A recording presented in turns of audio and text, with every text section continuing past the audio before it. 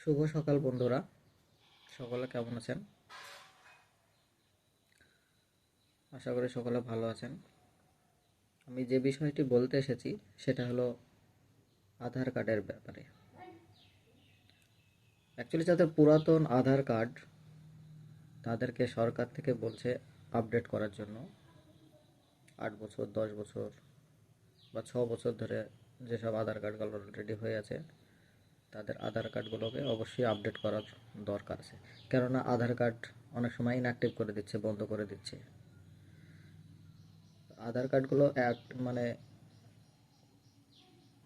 Update করার জন্য এখন সম্পূর্ণ বিনামূল্যেই করে দিচ্ছে সরকার। 14ই সেপ্টেম্বর পর্যন্ত ডেট ছিল, এখন সেটাকে বাড়িয়ে ডিসেম্বরের 14 তারিখ পর্যন্ত করা হয়েছে 2024 সাল। তো আপডেট করার জন্য ইউআইডিএআই ওয়েবসাইটে গিয়ে আপডেটটা করানো যাবে, মোবাইল থেকেও করতে পারবেন।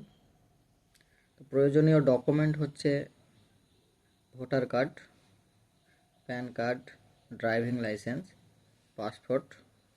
এগুলোর মাধ্যমে আপনি সহজেই আপডেটটা করে নিতে পারবেন। তো যত তাড়াতাড়ি সম্ভব আপনারা ওটা করে নিন। ধন্যবাদ। ভালো লাগলে একটা লাইক আর একটা শেয়ার অবশ্যই করবেন, আর পেজটিকে ফলো করবেন। ধন্যবাদ সকলের পাশে থাকার জন্য।